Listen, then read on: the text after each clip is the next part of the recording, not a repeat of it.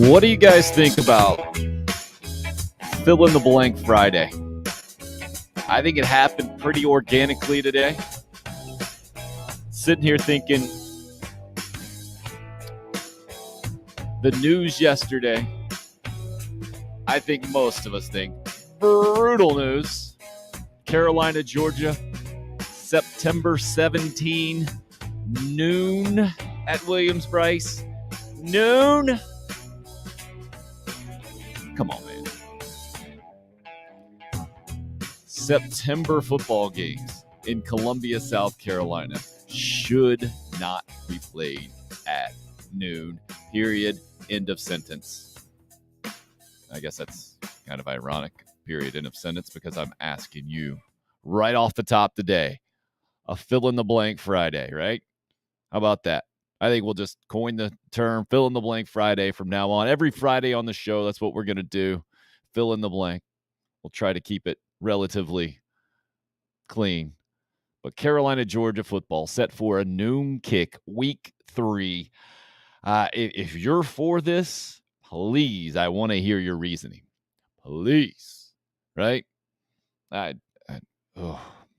don't get it at all, man. I don't. I mean, I understand television sets the agenda for college football. ESPN basically runs the thing.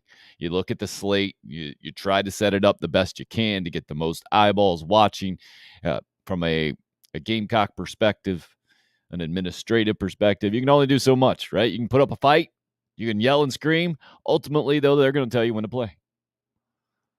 And there hadn't been a whole lot of noon games recently in Carolina in the last few years. That's been a good thing. 1 year, that Will Muschamp era, what was that? 3 years ago, there was a ton of them. But the September noon games, those, that's different, right? The November noon games, great. I got no problem with those. Get some sunshine. Going to be cold anyway. I don't like the cold weather. Big fan of warm weather, but not insufferably warm like September noon games typically are. So, asking you, threw it out on Twitter a little bit ago. September noon games at Williams-Brice are. Several of you already weighing in on the Twitter. If you do it early on, we'll pop it right up on the show. I believe John was first. The devil's work. He says September noon football games at Williams-Brice Stadium in Columbia, South Carolina are the devil's work. Pretty good, John. Trey going a little bit more creative. September noon games at Williams-Brice Stadium are what my pizza rolls feel like when I microwave them too long. That's pretty good, Trey. Pretty good for sure. So, love to hear what you guys have to say this morning. I see Jason, Craig, Colette, and Anthony all up with us on the YouTube live stream. However you get to this show, it is much appreciated. Streaming live every Monday through Friday, 10 to noon. YouTube, Twitter, Facebook, video portion of the program, the live audio on podbean.com. And then we put up the audio version of the podcast all over the place. Pops it out to the major podcast platforms, and the video version automatically archives on those 3 YouTube, Twitter, and Facebook outlets there. So what do you think? Fill in the blank Friday. September noon games at Williams-Brice are. To me, it's hazardous to your health also popped in there. Let's see who got that one in. Oh, I didn't even pop that one in. That was Tim A., I believe, who did that one. Hazardous to your health is another good one. That's the one that sticks with me, right? To see 75,000 people, because I'm guessing it's going to be a sellout.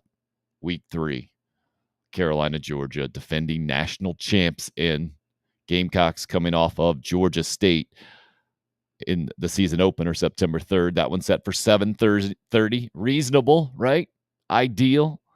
The new LED lights at Williams-Brice will be on display. Former Carolina assistant coach and interim head coach Sean Elliott bringing his Georgia State Panthers into Columbia, South Carolina with a massive chip on their shoulders, looking to pull another upset like they did at Tennessee a couple of years ago.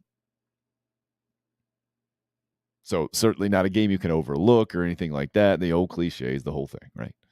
And the new LED lights at Williams-Brice with it, they can go garnet, they can change the colors. They're certainly getting into the 21st century. That'll be, I think, pretty cool, assuming the game goes well, right? It'll be a great environment for college football, let's say, by kickoff for sure. Then how the game goes will kind of decide how the rest of the night goes, I'm thinking. Week 2 for Carolina, tough task. And kind of best case scenario, I think, from the announcement yesterday of game time, Gamecocks at Arkansas. That one also a noon kick. That's what you want when you're going on the road in the SEC. You don't want the environment to get a little extra lubricated, let's say, warmed up. And calling the Hogs is weird enough. Never forget, I asked Pharaoh Cooper about that in a press conference back in the day. You know what Woo Pig Suey is? And he said, Woo who? Had no idea, right? Which, growing up, he grew up in North Carolina, had never been at an Arkansas game. I wasn't really that aware of it either until I went, what was that, 99, Little Rock, Arkansas. Holy, that was a rough one for South Carolina. That's the day I think they played. That's a season they played 7 quarterbacks, and I think they played 4 in that game. Ooh, it was ugly. I think it might have been 42-0 at halftime. If that wasn't the score, it felt like that from the Gamecock perspective. But week 2 against a massively improved Arkansas program in the last couple of years, and one that seems to be on the precipice of continuing to get in that fight. I guess I was going to say competing for the SEC West title. That might be a little broad or a little ambitious, but they're not far off. So that's a wildly important game for both programs for sure. But if Carolina were to win that one on the road and then have Georgia at home in week 3, you can guarantee it's going to be a sellout. I think it's going to be a sellout anyway, but I can't imagine the optimism, enthusiasm going into that thing at 2-0 had it been a night game for the defending national champs, where Georgia came in. That's the game that sticks out in my head in a lot of ways. I mean, I've been to a bunch at Williams-Brice through the years, but that night game several years ago where Todd Gurley says it's the loudest stadium he's been in or the craziest environment, whatever the exact quote was, and you got Brent Musburger and Kirk Herbstreit up top saying, this thing is moving. This press box, I can feel it moving. And South Carolina completely dominated Georgia that day. Ace Sanders with a tremendous punt return for the touchdown. I think 35-7, the final score. That is Carolina, Georgia to me in a lot of ways. But this year it's at noon, so that's what it is, right? Got to get over it. That's why the fill in the blank Friday is here for you. Maybe it'll help you get that stuff out, right? Get it out, be done with it. The worst was the meme I got on Twitter from F3 Handlebar on the fill in the blank Friday. We're talking about the noon kick. John K just hit us up on Twitter. He says, September noon kickoffs at Williams-Brice Stadium are for beer drinking. Okay, John. That's one way to look at it. To me, that's always the tailgate for the night games. And, man, night games in September are fantastic because, first of all, you got the newness of the college football season, right? You have the optimism of the offseason, tons of, just traditionally through the years for South Carolina football specifically, it always ramps up, right? Starts about this time of year. Usually through the years, it has been a little bit later because college baseball season has continued for the Gamecocks, unfortunately, this year and several years recently. That has not been the case. So I feel like the offseason for football almost starts a little bit earlier. You talk about a little bit more because there's not the baseball story to follow. And Some years here recently, it has been a long, depressing summer because you haven't had much to get optimistic about. I mean, that's what it was under Will Muschamp after the Belk Bowl, right? Before then, let's not completely just throw Muschamp under the bus or rewrite history and the whole thing, right? There was optimism after year one, where Carolina had gone 6-7, somehow improved dramatically, especially on defense, which Will Muschamp was known for, right? And then you start to, hey, maybe convince yourself, Bill Belichick wasn't very good in his first job. Pete Carroll, there are examples out there, and maybe this Muschamp guy with the defensive mentality and the ability to recruit and the chip on his shoulder because of the failed Florida tenure and all that SEC experience the staff has, and Travaris Robinson, great assistant coach, running the defense, and they're going to be able to get guys in. And look at this, 9 wins with an Outback Bowl comeback against Michigan. In year number 2, program's on the rise. Young quarterback and Jake Bentley maybe going to be the guy and the whole thing. And then fell flat the next year. And that Belk Bowl especially. Deebo Samuel doesn't play, and it's a mess. And Virginia completely dominates, and the program was never the same under Will Muschamp. And the preseason optimism was never the same with him there. And as broken as I've ever seen it from the Gamecock perspective, this includes the old Brad Scott 1-10 days, the Lou Holtz 0-11 days. I mean, at least it was Lou Holtz coming in to take over the program, even though he did go winless the next year. And then the turnaround for the Outback Bowl. And after Holtz came Spurrier and the whole deal. So this time of year, optimism. And you can feel it in the air, I feel like, in those September games. It is just, we love college football so much in South Carolina, in the Southeast, that it is palpable in those September games, and especially those September night games where not only do you get the electricity, the excitement, the energy, the enthusiasm of night kickoffs, of college football back, but then right about 7 or 7:30, maybe sometimes you got to wait until more like 8:30 or 9 when it goes completely dark, but you're also getting a break from that day's heat. And maybe if you're sitting in just the right spot at Williams-Brice Stadium, you get a little breeze going through. And that sweat starts to, for me anyway, the breeze maybe gets under the shirt sleeve, like, oh, okay, I'm not going to be completely soaked the entire game here. This thing's going to start getting a little bit more pleasant. But those noon games, I mean, forget about it. You got to come in with a plan. If you're going to be sitting in the sun, good luck.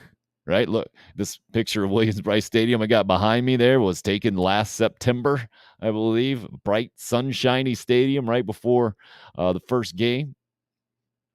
You're sitting anywhere on that side, especially. Look how much shade you see. It is about 3 rows of seats in the club section and maybe 5 rows under the press box. And everybody else is just scorching in the sun. And you got to have a hat, maybe a towel with a hat, sunscreen plans, hydration plans that include more than just the typical football libations. You got to have the plan in September for day games for sure. And especially this year, if Carolina is 2-0, the enthusiasm, the optimism will be at a near all-time high. Because that's where Shane Beamer has this thing after that bowl game, where Carolina just goes up and down against the Tar Heels like they were the ones with the highly thought of quarterback coming in who's on his way to the NFL. Like, they were the ones with the national championship winning head coach, not a guy who's an unproven head coach in his first ever bowl game as a head coach, as a full-time head coach, though, right? I think he had an interim head coach title maybe back in the day at Virginia Tech. Maybe I'm making that one up. I'm pretty sure that's what it was for Beamer. But man, September noon game. I was not happy to see that for Carolina and Georgia yesterday. It's a bummer, but it is what it is. So no need to complain moving forward. I just thought we might have a little fun with the fill in the blank Friday. Feel free to get as creative as possible with September noon games at Williams-Brice are. So far, leader in the clubhouse, in my opinion, those pizza rolls. The pizza roll comment from Trey, like his pizza rolls when they're too hot. Baseball last night, ACC tournament. Clemson fans probably not in a great mood this morning. 18-6, tripled up by one of the best teams, if not the best team in college baseball this year. Well, the second best team in college baseball this year, I should say. And that's where they're ranked, at least by one ranking service that I saw. Virginia Tech, number 2 in the country, number 1 seed in the ACC tournament. Clemson goes in number 12 seed and loses by 12 runs. So this one plays out a lot like the regular season did. And now the Tigers drop to 35-23, the RPI at number 32. And I think for a lot of college baseball nerds out there who are breaking down all the data and the RPI and I don't even know what there's another metric out there as well that I'm a college baseball nerd, but I haven't even gotten into that. But for, I guess, everyone that is involved maybe in the process, a lot of people think Clemson now on the outside looking in and had to win at least a game in the 2-game guaranteed ACC pool format, but losing 9-2 to North Carolina, getting thumped here by Virginia Tech last night. Not a good look for Clemson baseball. And that conference record was so poor for so long. They did pull it up at the end. They got the sweep over Boston College, a sweep over Georgia Tech towards the end, I think it was, to make it a lot more presentable. I think it ended up 12-16, something like that, maybe 12-17. They had the odd, it's typically it adds up to 30. I think they ended up missing one game, so it might have been 12-17. But not feeling good. And again, I've said it multiple times. The way that South Carolina and Clemson baseball have dropped off here, it's just sad for the state of South Carolina, I think, that has this time of year, like I mentioned, to fill that massive gap outside of college football, to get postseason college baseball as consistently as we did in this state. It wasn't just that, okay, you make the tournament, that's nice.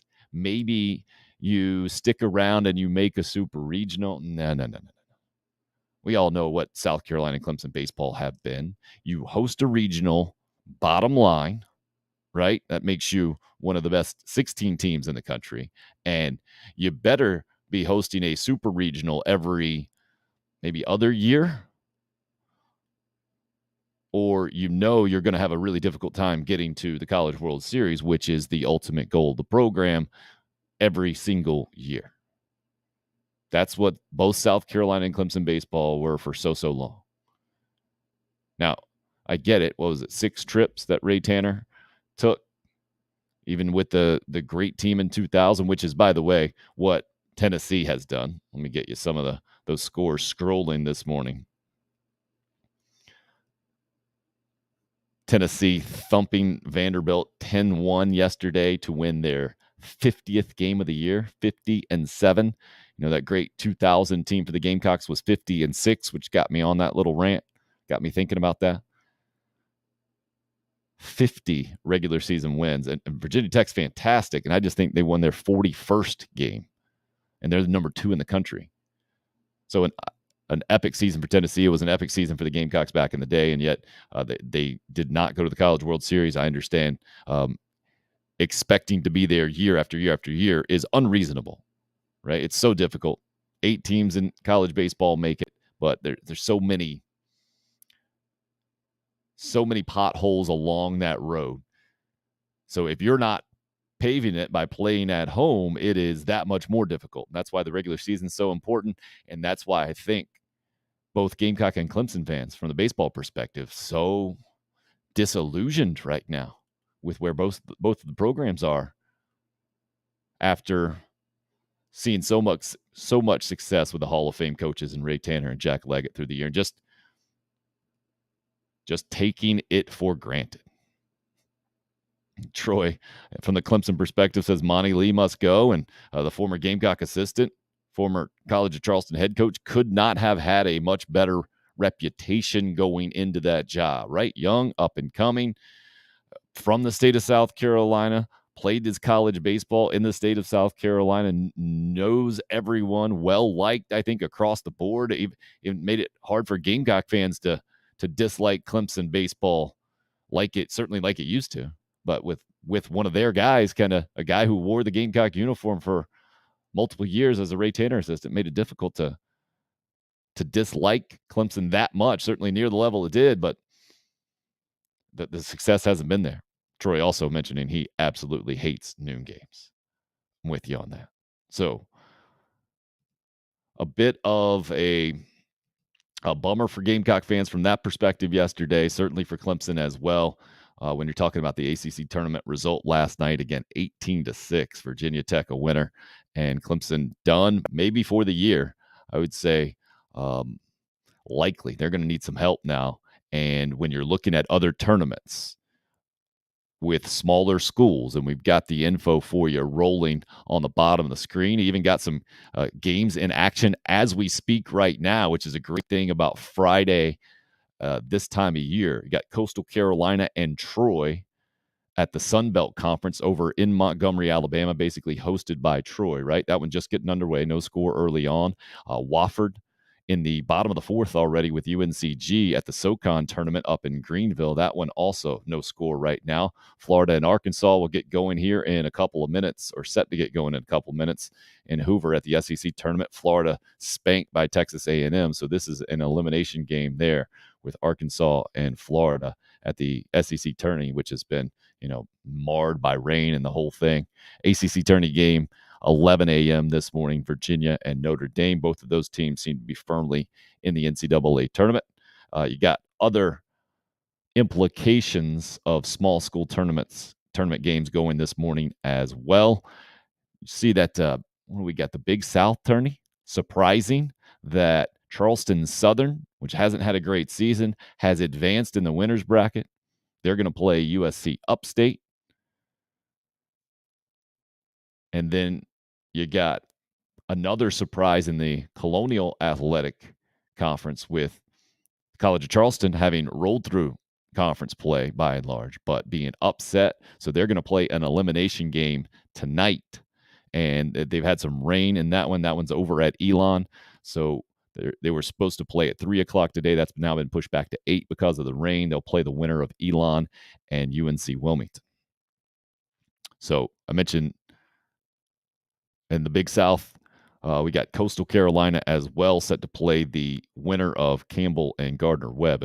No, Big South used to be Coastal Carolina, and now the Sun Belt, like I mentioned, with them going against Troy. So all that stuff scrolling at the bottom. We'll try to keep it straight, but first wanted to bring in an old familiar face to me that I have not had it on the show yet, and happy to do it today. Dakota Watson, WRDW Television, and telling us about a good cause today. Former intern at 107.5 The Game, sir. Good to see you, man. Hey, always great to see you, Tim. How we doing? I'm doing well. Is that a Masters tee you are required to wear there, being in Augusta and all? I wish I was sponsored by Augusta National. That'd be cool, huh? Yeah, I wouldn't have to pay $200 for the shirt. I don't think they do that necessarily. Maybe just Tiger Woods these days. Certainly not a Phil sponsorship. No, exactly.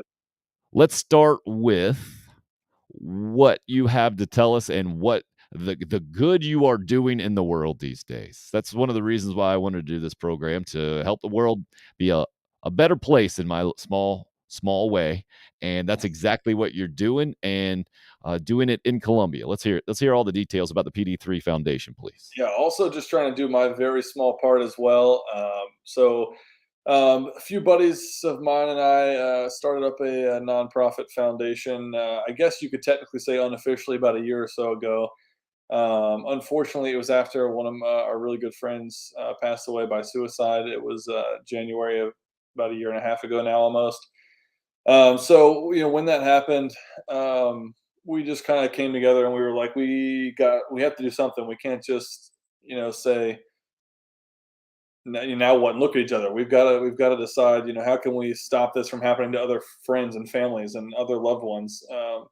I've been impacted by this, personally from family members before. So this time around too, it was like, even bigger slap in the face in terms of like, okay, you've got to wake up and do something about this. So as you said, just doing our small part. That's what we're trying to do now. It's called the PD3 Foundation in honor of Parker Dubois from Columbia. He played football at Cardinal Newman High School in Columbia, private school there.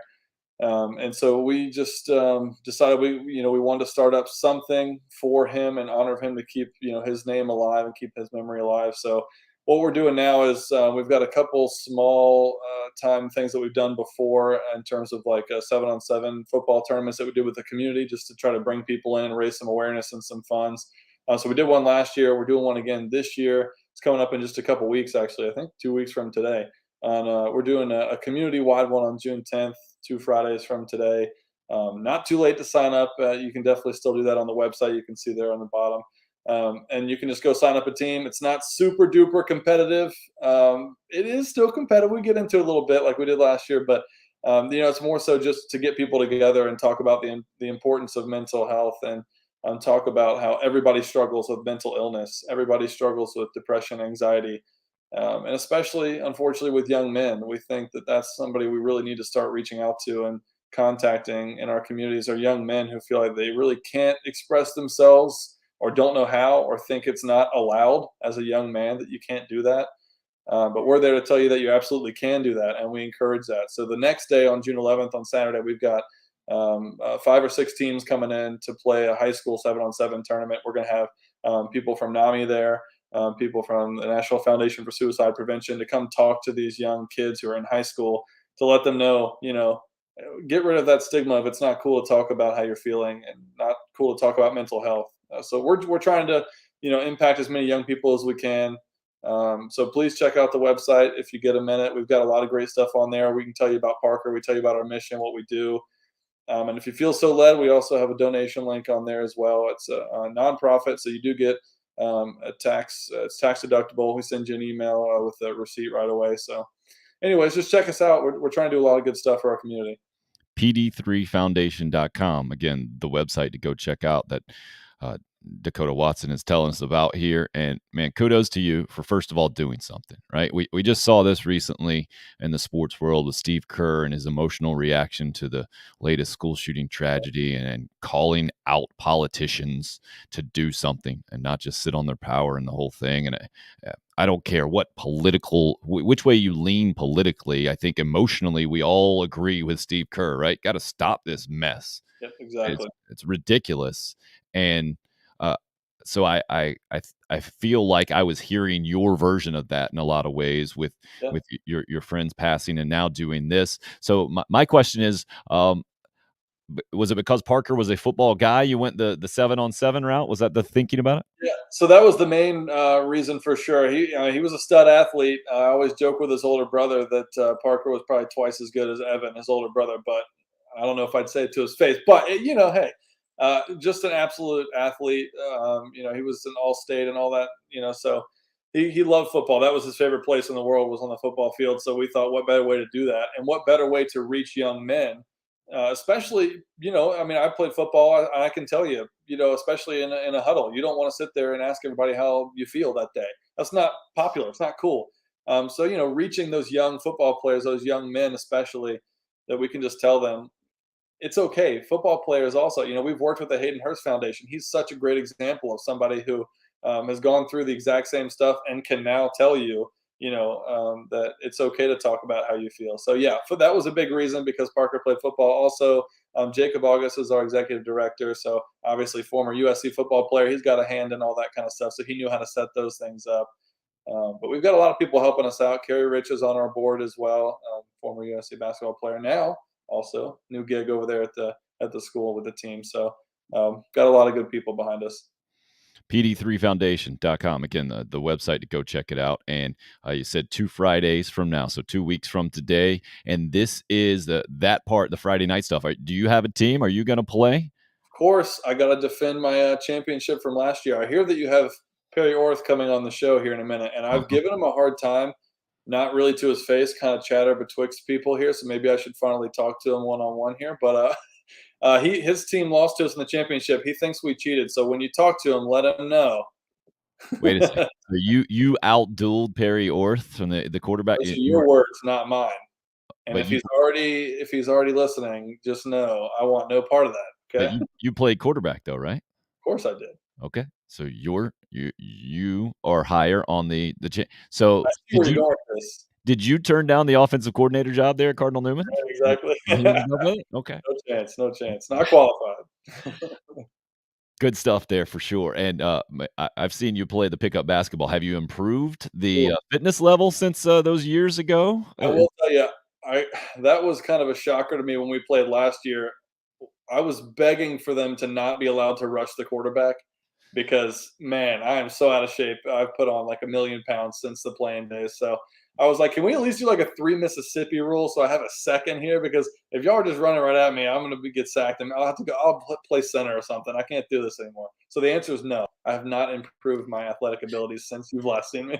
But you must have had Jacob August on the team, and I'm guessing you just threw it to him every time. Is that what happened? So he actually was only on my team for the championship game, which is Mhm. probably why Perry also thinks we cheated Which because Jacob had his own team that he was doing with some family friends. nah. And then I was like, listen, if you're going to have Mike Matulis and Perry, or we at least let me steal Jacob from the other team because he didn't make the championship. So let me take him. So I think he scored in the championship. Yeah, Mhm. I had to take that. Absolutely under protest. We'll get the other side of this. We'll get to the bottom of this thing for I'd sure. love to hear it. Yeah. But anybody can hop in there, obviously for a good cause, and semi-competitive is the best way to do it for Exactly. sure. When you're stealing players from other teams, clearly semi-competitive stuff, man. I am really bummed out that I didn't get to play 7-on-7 or flag football growing up. I think it's such a great game for kids. I get to coach my kids doing it now, and I think flag football is perfect when you're talking about youth sports because they get plenty of action, but they also get the time to actually get coached. And I think it's the perfect combination of the two, man. Yeah, and I think it's great too. But people have asked me because huge football fan, but people have asked me if you have a son, you're gonna let him play football. Number one, and are you gonna let him play young? So I think that's a great alternative. I mean, of course, I'm gonna let my son play football, but highly encourage slash force him to. But if we get to the point where he's a young kid and fifth, sixth grade, I'm probably just gonna start out with 7-on-7, some no contact stuff because learn the fundamentals. Makes me a little nervous having kids trying to learn how to hit each other and whatnot. It only takes one side of that to not know how to do it correctly. So Oh man, I feel like you just in that you have kind of typified the larger context of the major issue out there of talking about any kind of mental health or basically being vulnerable to weakness, right? Like my sure, 7-year-old last night had a baseball practice. He forgot his water.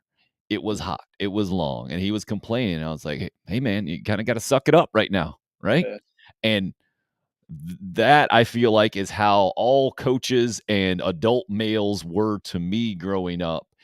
mhm. And that developed toughness for sure, but it also develops a culture of, hey, quit your whining. Don't talk about it. Shove it down, right? Yeah, exactly.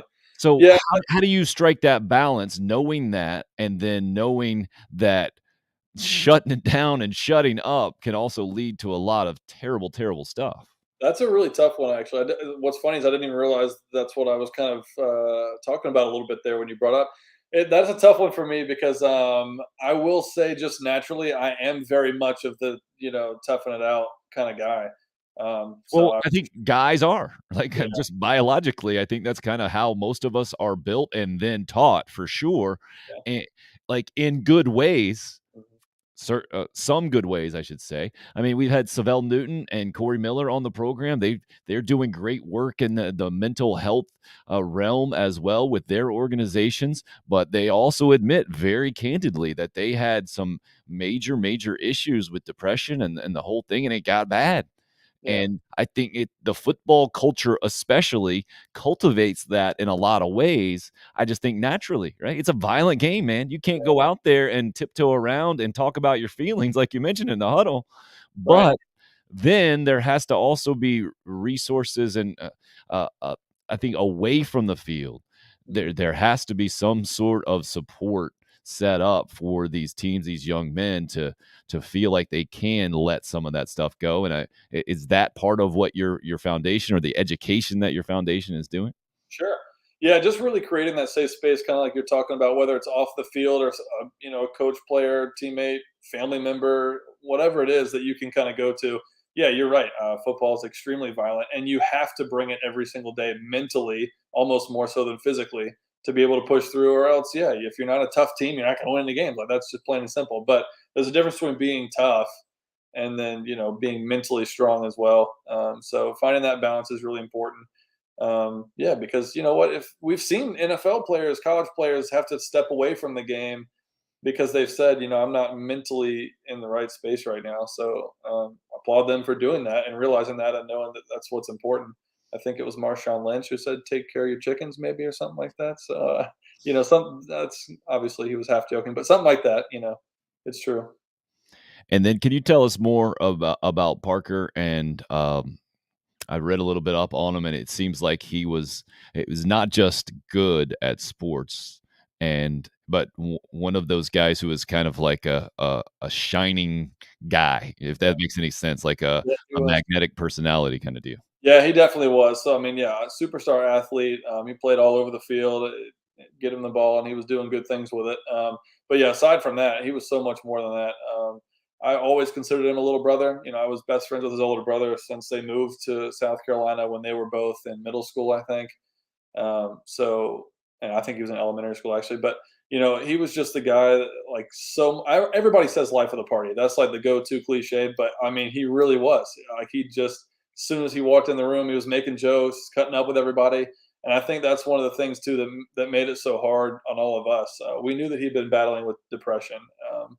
He had gone to a rehab facility once before, so we knew that that was a thing. We knew that, but we also knew his personality. We knew who he was. We knew that he just loved to joke around and hang out with people. So that was why it was so tough for us to kind of wrap our head around it.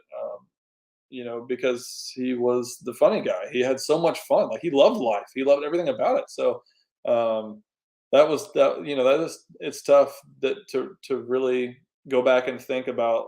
Maybe some signs that we missed potentially, or at least me. I feel that way sometimes. Or just realizing that you don't know what somebody's going through at all times, or that maybe they put on a little bit in front of people and can make it seem like I'm still feeling like the life of the party today and make you think that way, but then they're not at all that day. Whether it's just that day or something they're going through, but you never know what somebody's thinking or feeling. So, yeah, I mean, it's tough to think about, honestly, but Oh, I can imagine, but I appreciate you now kind of channeling all of that in the most positive direction you can. As you were talking about that, it reminded me of Sel Newton talking about his former teammate and Kenny McKinley and being a really smiley guy, really magnetic type personality, and that's what was all part of the shock and the sadness and the whole thing around his situation as well. So again, PD3Foundation.com.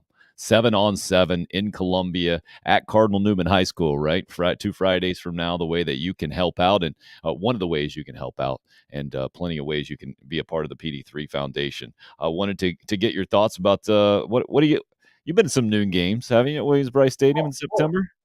of course.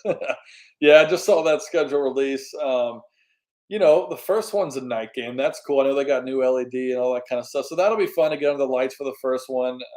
Obviously with Spencer Rattler and everything. So there's plenty of storylines to get excited for the first game. That's going to be no problem.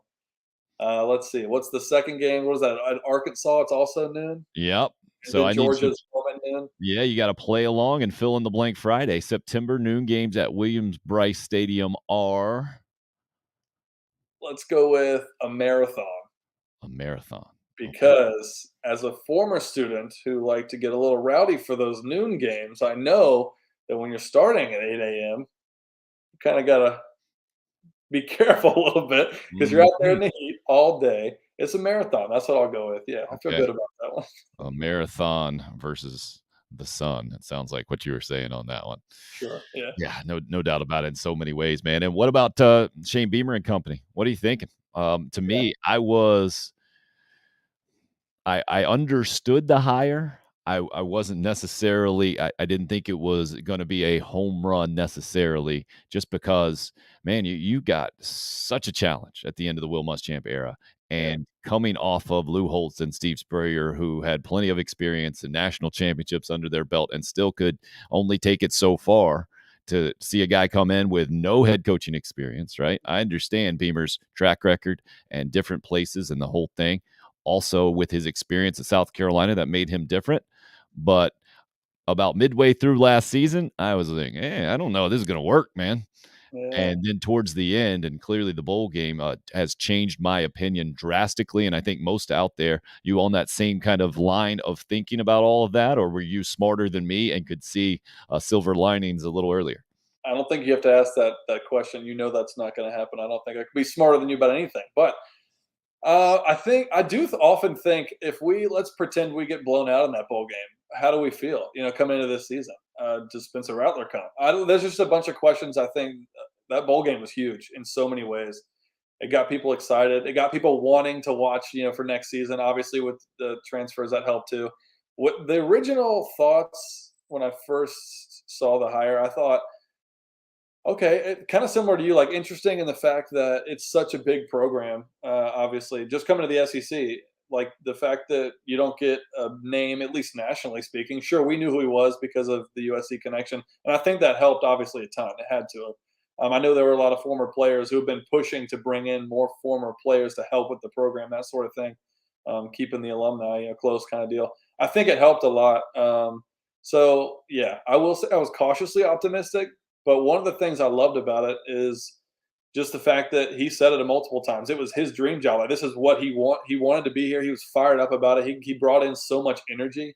So I think that's going to be a lot of fun watching going forward. And clearly, he knows how to recruit at least through the transfer portal, if nothing else. So Yeah, no doubt about it, man. The fit of a person at a job, I think, is the older I get, the more I value that, and the more I think, or the more examples maybe I see of a job and a person, and it's a good job and it's a good person, right? But that doesn't mean it's going to be a good match. And this one, I think, has been a really good match, or is, and it will continue to be for so many reasons. Chief amongst that is knowing the particular challenge of coaching at South Carolina and knowing how to navigate those challenges. Like the most recent example I'll give you is that Shane Beamer showed up at the York County Gamecock Club event like last week. mm, Other head coaches haven't done that for a while, or certainly Will Muschamp didn't. And but his reaction, I think, is a very typical Gamecock fan when like, I don't understand that. I don't know why, but that's not going to be the case because that's a really small thing you can do mm, that people in the state of South Carolina, especially, understand. But if you are from the SEC, right, and you think you're just changing the logo and you're loyal to who writes the paycheck, or uh, the Will Muschamp mentality. If you're Steve Spurrier, you don't give a rip about Rock Hill and how many people are going to be there. Do my contract say I got to be there, right?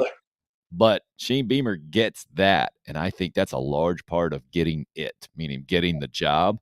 Now you got to continue to get guys in like Spencer Rattler and the whole thing, and clearly he's already done that in year number one. So that's where I'm coming from on Shane Beamer at this point. yeah, and I also think what you're saying is so true in the fact, and I think he's getting that from his experience here. When he was here, look at why we were so good, because we had all those in-state, 4 or 5-star recruits that stayed here because they wanted to be a part of the South Carolina Gamecock program. So I think he's seeing that and saw how we built that and saying we can't let these guys leave the state. So what does he do? He's going out to events like that, and I think that helps so much. And not just not just getting players, right? All college football coaches everywhere want to go get players, and if there's a guy, they're going to make a trip and the whole thing. But also, I think you got to understand, state of South Carolina is a small state, and people talk, and you can only fake it for so long, and then you will be exposed one I way or the know. other. Yeah. So the fact that you just know what Rock Hill kind of represents, that area, you got to go. It doesn't matter if there are players there that are going to be there next year. Who knows? I mean, 10 years down the line, you might get the benefits, right? But it's stuff like that, that culture stuff. I always thought that was overhyped when Lou Holtz came in, said he wanted to change the culture, because I didn't think he really knew anything about the culture of South Carolina. Like, he looked it up, right? Right. I'll never forget on campus when I was a student there, my senior year, he comes in and he reads like the history of the Fighting Gamecock and does his magic tricks and tries to get people all fired up, and it worked, Yeah. right? That was him, but it only worked for so long, Yeah. because ultimately he wasn't that interested in living in Columbia, South Carolina, and being at South Carolina. No one in my time, other than Ray Tanner, has embraced Columbia like Shane Beamer has embraced it, and certainly no head football coach like he has. Absolutely, I would say. Yeah. And I think that will continue to pay off for him. Maybe not wins and losses. You still got to win games, no doubt. And you're right, that bowl game, massive in so many ways. But if you stack that on top of each other, right? You win enough games, and you're doing this to kind of build goodwill. Uh, I think it's going to help recruit, like you mentioned, and the whole thing. That's the formula at South Carolina that I don't know we've ever seen it executed like we're watching it now. And don't get me wrong, I'm not saying this is automatically going to get Shane Beamer and the Gamecocks to the tip top of the college football mountain. That is a long road, man. But I do think it gives him some advantages, or makes him the right guy at the right time after this Will Muschamp mess. Yeah, and I don't think and I'm not talking about the very top of the college football mountain, but I don't think turning around to being competitive in every single game is that far away. In terms of, if you come in, you're loyal to a program, you want to be there, and you do things right and recruit, and keep guys in the area, and don't let your good players leave in that transfer portal now. I think it's really not that far off for the facilities we have, the area, the SEC competition, and a guy who wants to be there and obviously knows how to lead. He seems like a fantastic leader. So I don't think it's that far off, especially if, let's say, Rattler comes in and does a great job. I'm not talking wins a Heisman or anything, but what if he just does really well and performs well, and then goes on and is a top 2 round draft pick or something? Anything like that, I think that would just do so much for our program, just to show that you can come. I mean, we've shown in the past that you can come here and be an incredible NFL talent, and Pro Bowler. But just to remind people that, and maybe win, 7, 8 games, and then push that up in a couple years, 9, 10. Getting back to that 9, and then maybe in a dream scenario, scratching the double-digit surface here in just a few years would be incredible. Well, definitely seen South Carolina players be really good NFL players at other positions. You hadn't seen it at quarterback. No, no, no, no. You're right. Yeah, I hadn't seen that. We saw Connor Shaw be a very good college quarterback, but we haven't seen that next level for the Gamecocks. Yeah, one start maybe for the Browns or something like that. Yeah. But other SEC programs seemingly have hit, right? Other major college programs out there have always found one guy at one point that went on and then could also do it in the NFL to some degree. I get it. It would be a bit of an asterisk, I think, for Spencer Rattler to be South Carolina's guy, Yeah. but I don't think Gamecock fans would mind one bit, right? At this point, as Okay. long as you see that progression, and that would also mean that Marcus Satterfield would solidify his spot at offensive coordinator, which was very shaky last year in year number 1. Maybe to be expected with the talent that was around there, right? But this year there will be no excuse with that. You're right, and I think solidifying that role is important to get recruits to come in too, because I don't think there's not a whole. I mean, there's not a whole lot of 5-star, quarterbacks that want to come into a role where it's like, I think the offensive coordinator will be here for a year. Like, you don't know. So I mean, if you show a good year here, then yeah, that solidifies that position, and I think that would help in recruiting even more. RDW is part of the Twitter handle there for Dakota Watson, at DWatson WRDW. Yeah, I guess since the last time I talked to you with a mic in front of us, you've gone on to the television career. How is that these days, man? And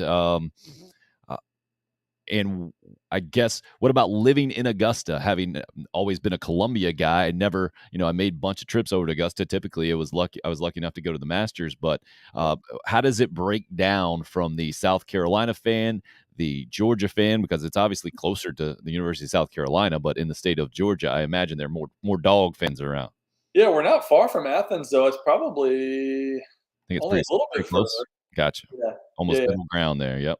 But I will say, especially this year, boy, I'm telling you, sports wise, this was crazy over here in Augusta. Because yeah, I would say it's majority Bulldog fans. I'm betting at least 65% or so. A little too specific there, but anyways, yeah, it's probably around there. I would bet. But of course, then you had them win a national championship. You had the Braves, which huge Braves fan. You had the Braves this past year, and then of course the Masters was incredible just because Tiger was playing. That was his first one. Then he shot one under in the first round. So I mean, sports didn't get a whole lot better in this area year to year. It's been incredible. And have you been able to tolerate it being a South Carolina alum, sir? The good news is there are a lot of Gamecocks in our newsroom, but there are also a lot of Bulldogs. So it's probably, I don't know, at least 6 or 7 Bulldogs, maybe about 5 or 6 Gamecocks. So at least I've got some company here. Our sports director's a Gamecocks as well. So, we've got that to lean on. But yeah, it can be a little tough sometimes, especially when, things aren't always going our way against them. Although we did pull it off a couple of years ago. So, What is the biggest misconception about Augusta, Georgia? ooh, let's see. I guess just off the top of my head, I would say that the Masters in here and that's it. Some people think like, oh yeah, it's just this small little town with the Masters, but that's really about it. That's not the case at all. So I mean, there's a lot to do here. It's a great city. I love this area. Everybody is super nice, but of course it's the South, so you're probably gonna get that everywhere around here, anyways. But yeah, the Masters is obviously a huge part of it, and what Augusta National does for this community. I don't think a lot of people realize how much they do for this community, just in terms of dollars, donation. They do so much for this community and build up so much of this community. So, but we are a lot more than that here, and it's a great place to not only come visit, but hang out and stay a while. Uh, Comparing it to Columbia, how does it compare? Obviously, not the state capital, Mhm. and you just over the state line there, so straddling that a little bit with North Augusta and the state of South Carolina. Other than that, though, how does it compare? Yeah, I mean it's a little smaller, obviously, but definitely in terms of the sports world, it's got the same buzz about it. It has a little bit bigger feel than I think it is. I don't know what the numbers are in terms of Augusta, but we've kind of got that surrounding area. It's similar to Columbia. It kind of depends on what you're counting. Irma, Lexington, do we count all that? West Columbia, Casey area. But if you count everything that's kind of around here in the CSRA, as we call it, it's actually a pretty good size. I actually live in North Augusta, so I'm on the South Carolina side, which I love North Augusta. It's obviously a little bit of a smaller town, but I'm 5 minutes, not even. I'm the first exit off, so right there by Augusta. But the area is great. Good stuff, man. And have you? I see the picture at the Masters at Augusta National. How familiar are you with the golf course? And if you tell me you've played the golf course, we're gonna have to fight. Played twice. Ah, I'm just kidding. I never played. I just want to see your face. No, how dare that would be a dream. I hope to one day. That would be something else. I would say I'm fairly familiar. This was my first year going out there. I got to go out there twice this year. But I mean, yeah, fairly familiar. As soon as you walk up to Amen Corner, like all of it's great. All of it's great. But then as soon as you walk up to the first tee box, watching some of those guys go, the first group, I think I saw the first group go off one day. I was like, ooh, wow, this is special. But then when you actually walk through it and get to go over, to Amen Corner and you walk up there in between 12 and 13, you're like, I understand why they call it. I mean, like, there's so many reasons they call it that, but I understand one of them is because you're standing there and this looks like at least golf heaven, if not actual heaven, because it's immaculate. It's so awesome. So, yeah, I'd say fairly okay. I know most of the holes at least. impressive. Jason weighing in on the YouTube live stream says he likes the Miller Theater in Augusta. You familiar? Oh yeah, I don't actually don't think I've been there to see anything yet, but I am familiar. I'll have to go soon. Meredith, too bad. She says I played Augusta National. Don't hate me, Tim. Too bad, Meredith. Too bad. I'm just jealous because they have a media nerd lottery every year, Yes. and I was in it for like 10 years, never won it. So I'm just bitter. A Sorry for you. couple of my coworkers have gotten in that. I actually went to the women's amateur too, which was a lot of fun. That was a great tournament. So And that's the week before the Masters, right? That's when they do that? So they actually do. They play the first couple rounds at Champions Retreat, which is only about probably 15 minutes away, and then they do the final round once you have the top 30 make the cut. They do the final round at Augusta National on that Saturday. Well, good stuff, man. Anything else that I missed, especially about the PD3 Foundation? Again, PD3Foundation.com is the place to go. He's Dakota Watson from WRDW in the Augusta TV affiliate over there, and doing good things, trying to honor the memory of your former classmate and teammate, and doing it over at Cardinal Newman High School, and trying to raise awareness for mental health. Kudos to you, sir. Any final words? No, I really do appreciate it, and as I've said to some other people, it's just important for people like you to be able to have somebody on to talk about it, and to be open to talking about mental health, mental illness, substance abuse, all those things that are uncomfortable to talk about. I find myself stumbling when I talk about it all the time because it's uncomfortable. But we're getting better at it as a society. I think, especially as a country, we're getting there. We're nowhere near where we need to be, but it's getting more acceptable to talk about, which I think is the direction we need to keep going in. But yeah, I mean, that's really about it. I really do appreciate you being able to talk about it. Absolutely, and I will definitely talk some junk for you when Perry Orth comes on here in a few minutes. And congratulations on your victory and your personal dominance over him. I will deny everything you say, and hopefully he doesn't rewind this show. Perfect. Dakota Watson, ladies and gentlemen. PD3Foundation.com is the place to go. Again, help out a good cause. Have some fun while you're doing it. Play a little 7-on-7 football, which if you've never played before, if you like any kind of other sport, you will like the version of 7-on-7 football or flag football or however many people they get going out there. It's just so fun. My experience with that is played a little bit in like PE, right? That was the first time I ever really played it in high school. And then intramural freshman year of college, won the big championship. And that was at a small school, right? And then I go to South Carolina the next year and play intramural flag football. And that was a different deal, man. I'll never forget. I got my hand on a pass, and yet this was kind of like big boy football, and it was thrown at a certain velocity. So it just kind of went right through my hand. And the guy that I was trying to guard catches it, goes and scores a touchdown. We absolutely get thumped because that team could actually like run and catch and make moves and stuff. And we were just out there trying to be fundamentally sound, and it wasn't close. And that was my own personal kind of welcome to another level of football. And that was just moving up from a large school intramural flag football, but so fun, man. So fun. The game of football is so fun. It's one of the reasons why I love being with you every day to talk about it mostly every single day, because there's so many different ways to do it. And the ultimate team game in so many ways that everyone 1 through 11 in major football, right, needs to be doing what they're supposed to do, or the play can break down so easily.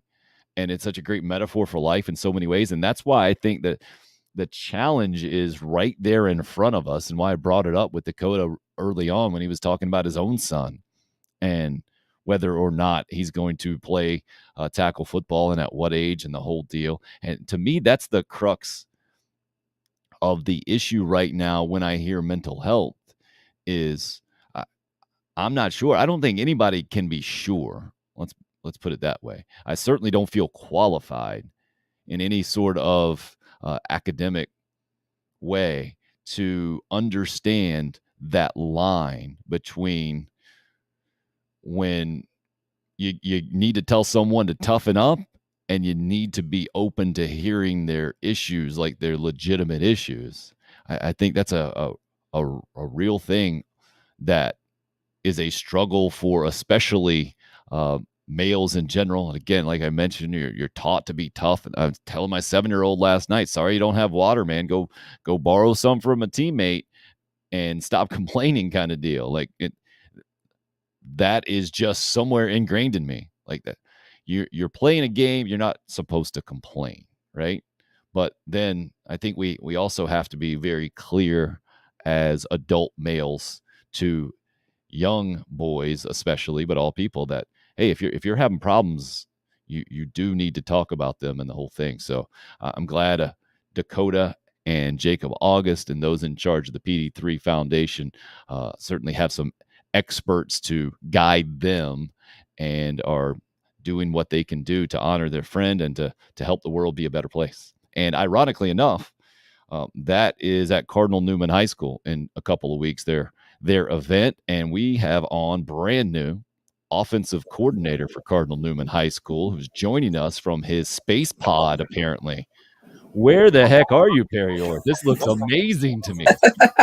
So I am in a little town, and I hope you guys like my hair. I have not gotten a haircut in a hot minute. I am in Montrose, Virginia. I am with my in-laws and one of my best friends. We made the trek to they have my in-laws have a I guess it's a river house technically. Okay.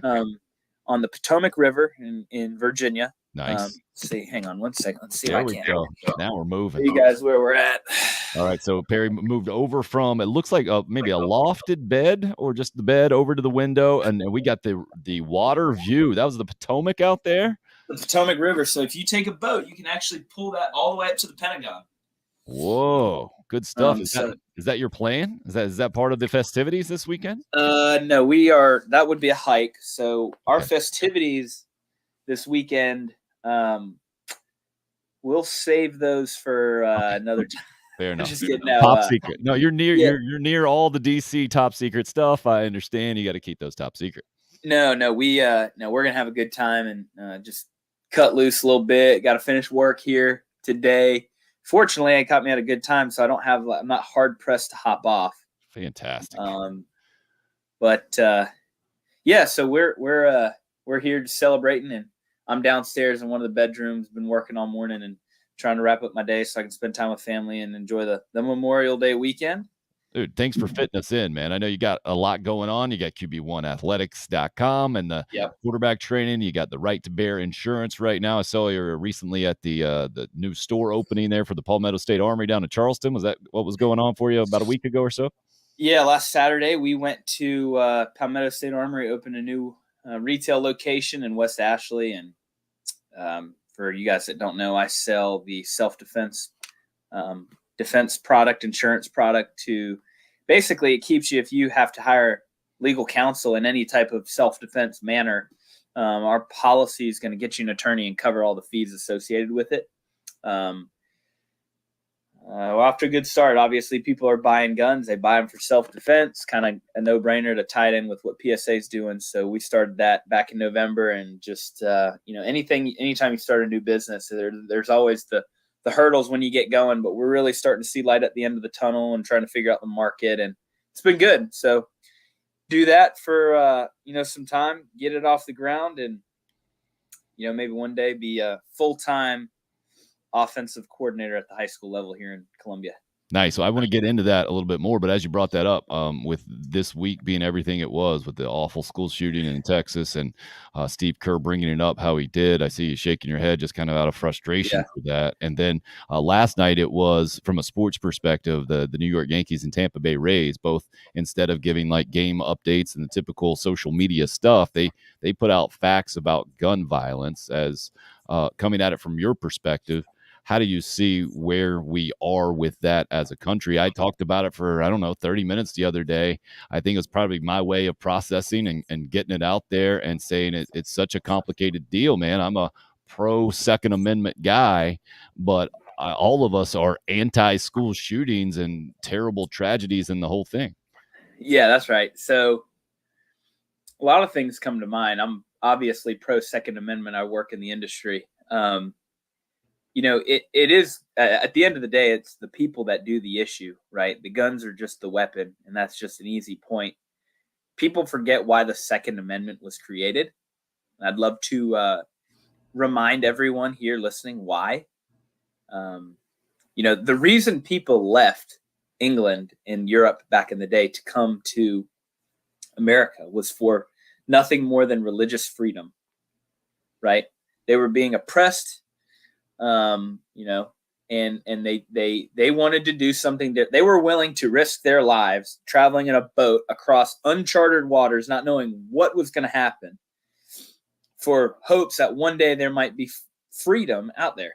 And Second Amendment was created to protect us, the citizens, from a tyrant government system. That if the government comes and tries to hold their citizens hostage, per se, and try to take it over, we have a way of fighting back, right? You also talk about, I don't remember which country, but somebody was asked, and I believe it was China, why the United States, nobody ever threatens to invade the homeland of the United States.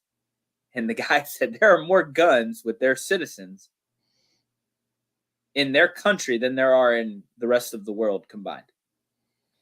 So we're going to go there, step foot on their soil, and just get obliterated, right? Because if somebody was like, say the China Navy was trying to invade California, like just full-on invasion, they would be halfway in the Pacific Ocean and just get obliterated, right? Then if they found a way to get to shore and people were boots on ground here, they would be done. And that's the big reason why that is. So I say that to say, you look at the shooting, it's horrific. That kid that did that is sick. And, this is the unrestricted free agent.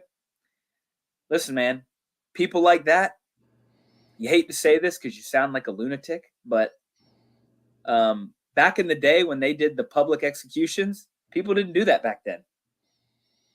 I'm not saying that we need to go back to public executions, but the precedent needs to be set that you do that, you're in a world of hurt, not, we'll just lock you up in jail and claim insanity.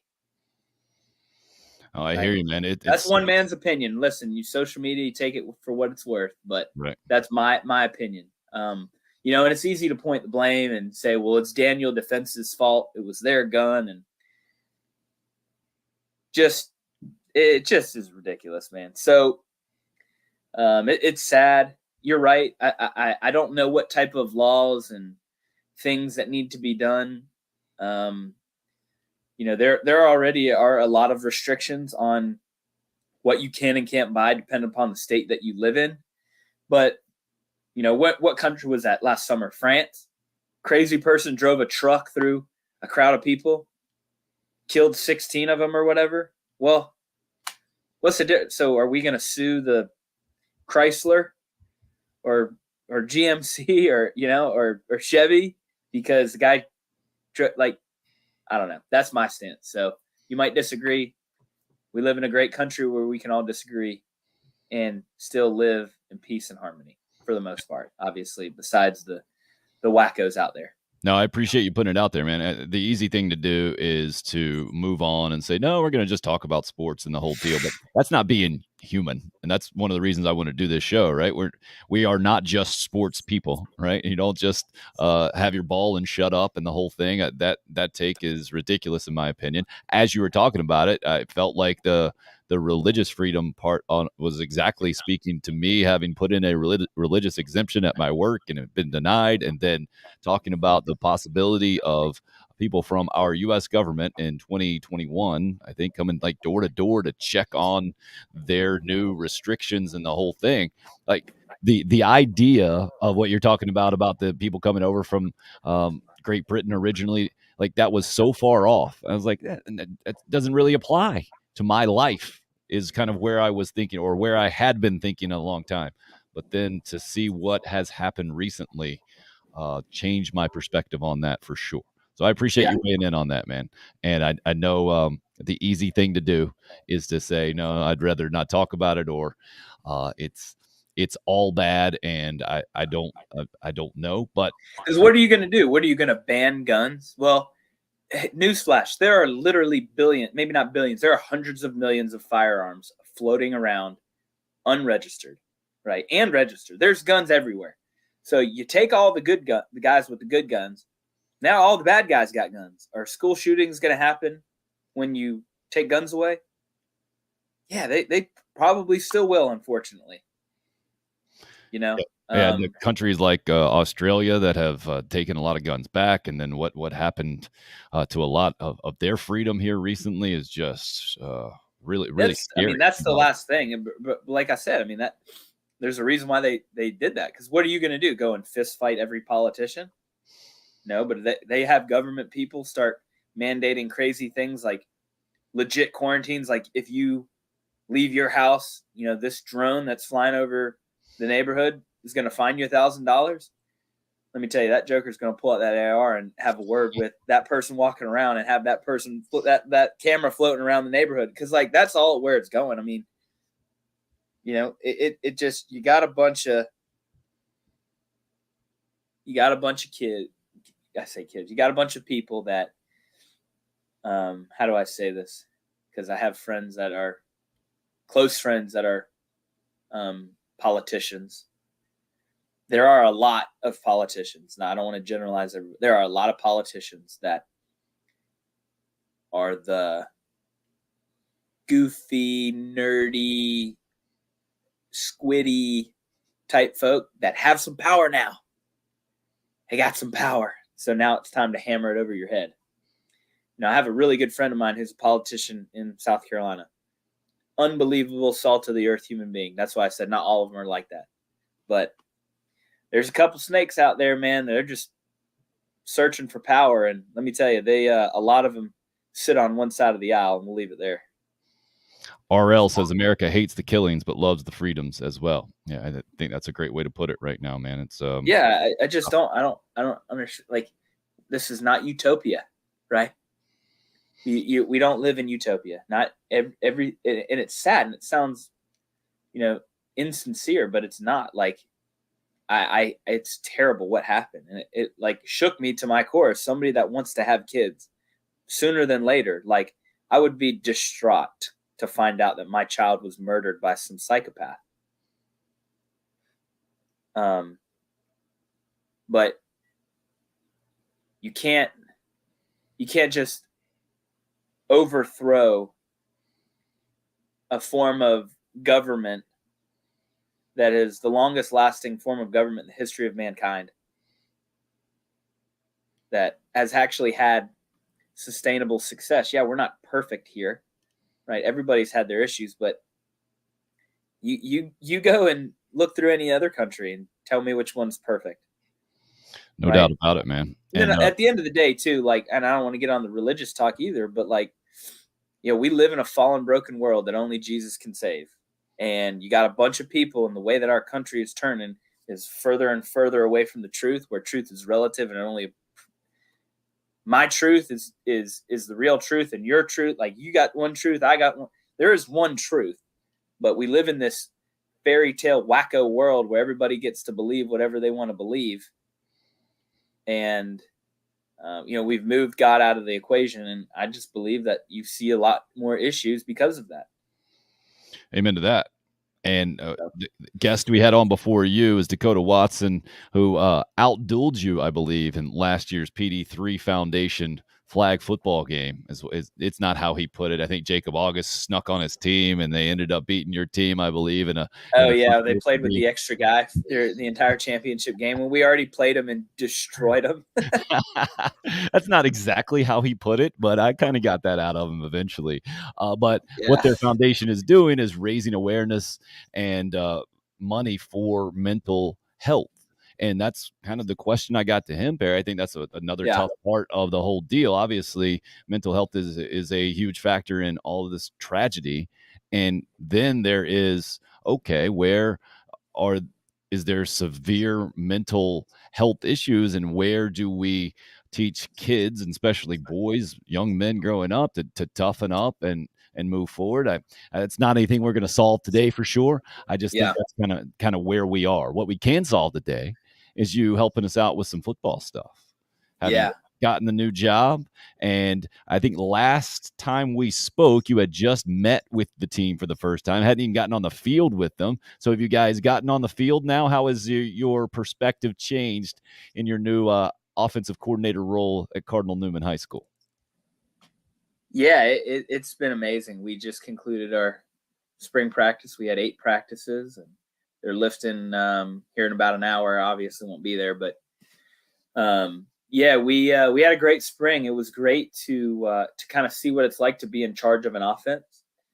I know what it's like from a quarterback standpoint, but from a scripting practice and making sure that everybody knows what they're doing, and you don't get a ton of time to meet with the kids like you do in college, so you got to be very, very particular and very slow with your installations of plays and protections and motions and all that good stuff. But it's been cool. It's been cool to see the kids that you thought were going to step in, that look the part, that just they're just not it. But then you got kids that you're like, no way, and they're going out and making plays, right? So it was good to see kids on the field doing what they're told. And it's super encouraging when you have kids that, they make a mistake and you say, hey, when you run, let's call it a spot route as a tight end, you're taught to run to your spot. And when you hit that spot, plant your feet and give your chest to the quarterback, so he knows where to throw the ball. How many times have you seen somebody run and stop, keep drifting, and the quarterback throw behind him? Happens every game, every practice. You got to run to a spot, put the brakes on, give the QB your chest, and that's when it tells us we're ready to throw, that you're ready to catch the ball. So now it's time for us to throw. Then the next time you run that play and he goes and does exactly what you teach, it is like, man, you listen, like you care, right? We're on the unrestricted free agent here. So, I think back to Coach Spurrier. And now I really get what he meant when he would get on us and say, he would say, you guys just act like you don't give a shit. Right. And he would get so fired up about it. And now as I kind of got it as a player, but as a coach, when you continue to repeat yourself over and over and over again to the same kids about the same two mistakes, you look at them and you're like, hey, dude, why are you out here? What, like, are you just out here just because you out here because your parents made you, because your buddies are doing it? Like, if you're going to be out here, you're going to do it the right way, right? And I think it's easier. I would listen to a podcast with Dabo Sweeney. I listened to Coach Beamer too, Gamecock fans, but I listened to one with Dabo Sweeney talking about, was it easier to climb the mountain or stay at the top, right? And the answer is stay at the top all day, right? Because you have to find ways to reinvigorate and remotivate kids when they're already at the top. That's human nature. That is struggle. That's not a struggle for college kids. That's a struggle for literally everyone. But then when you're climbing, like for me, I can hold hey, y'all went 1-9 last year. This is what it takes to go. I don't say 9-1 because I don't want to say we're going to lose, right? But this is what it takes to win. And if you don't do the things that it takes to win and you expect to win, that ain't going to work. But if you continue to do what you've done in the past, you're going to get the same result. So training the kids to think that way. It's funny. The only team I ever played on, baseball, football, basketball, that had a losing record was in 2015 at South Carolina. It was the only ever in my life. And it was such an odd year, but there's a lot that goes into winning besides just having good players and good coaches. There's the intangible thing of, do the kids give a damn, right? And if you have a group of kids that give a damn, you can make a lot more happen with kids like that than you would with a team full of talent that doesn't care. And fortunately for me, I'll tell you that these kids at Cardinal Newman, they give a damn. And they care, and they are attentive. There's a couple that are, having to break old habits, right? You break old habits, you break your foot in their rear, but then you correct them and you get them going in the right direction, right? But it's been a joy. I've loved working with Corey. Corey Helm's doing an amazing job. He'll be, within a decade, he'll be at a 5A school somewhere making $120 a year coaching ball, He's as good as they come, selfless, hands off, knows the game. Kids love him. He's going to be a great high school football coach, and I'm pumped to be a part of it with him. Good stuff, man. I got two things off of what you just said there. So the question to Dabo Swinney was, what was more difficult, right? Yes. Okay, not the easier one. So it is more difficult to stay at the top than it is to go up the mountain. That's what he was saying. Okay. Yep. Gotcha. Yep. And the other one was, do you have a specific example in your head when you were talking about Spurrier getting on you guys about putting in the effort or just continuing to do the same thing over and over? Is there a specific example that sticks in your mind? I think the easiest thing that comes to mind is when you got 11 people trying to do relatively complicated things each and every play throughout the course of a game or a practice. When you're tired, you're going to forget, you're going to mess up, you're going to think you heard one thing and do another. But when you have kids in practice not running the right routes and they've been there in the program for 5 years running the same offense, you got kids not, taking care of the football. He would really jump on you. He was, to be honest, people always talk about Coach Spurrier being a quarterback coach. He was equally involved with the wide receivers too. He and Steve Jr. in my opinion, they did a great job with the wide receivers when in their time here at South Carolina. I mean, putting kids in the NFL, they always had good recruits. They always maximized the potential and the talent of everybody that played. But he was so detailed. He wanted you to be detailed, and he was so competitive, and he loved football so much that he just cared. And his level of caring it's hard to match if you don't truly love football. And so it would irritate him. And that's what made him really good, is that he cared.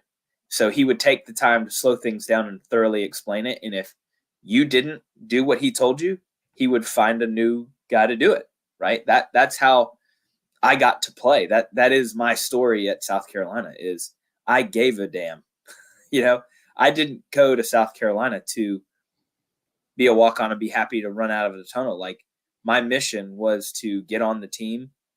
I was on the team already, but my mission was to earn a scholarship and play and start, not play like, I'll play like a couple snaps against whoever. Like, I'm here to play football. And that's why he liked me. And that's why I played, because I had a mission to play, and he knew it. He knew I cared. And now I have to help relay that message to these kids that I'm coaching. And it's easy when the kids care. Last little banter on that topic. I think it's brilliant, because I was talking to one of my buddies that drove up here to Virginia with me last night. I also love listening to Nick Saban talk about, when you motivate people, you have to make it about them. You can't make it about you. And when I motivate these kids at the high school level, they tell me, they say, Coach, I want to play Division I football. That's my dream. Great. I'm going to do everything I can to help you get there, get you prepared, tell you what it's like. Every single day in practice, I'm going to coach you as if you are on a Division I practice field, and what they would be doing to you and how they would be coaching you if you were on scholarship at a South Carolina. But here's the thing. Here's the catch. You have to do what it takes to be a elite Division I at an elite Division I school. There is a prerequisite that it takes to get there, especially for us non-ultra talented people, right? You had ability to play there. Yeah. There are things that you have to do to get to that level. And when they're not doing them, you could just say, hey, I don't have to yell at you. You told me you wanted to play D1 football.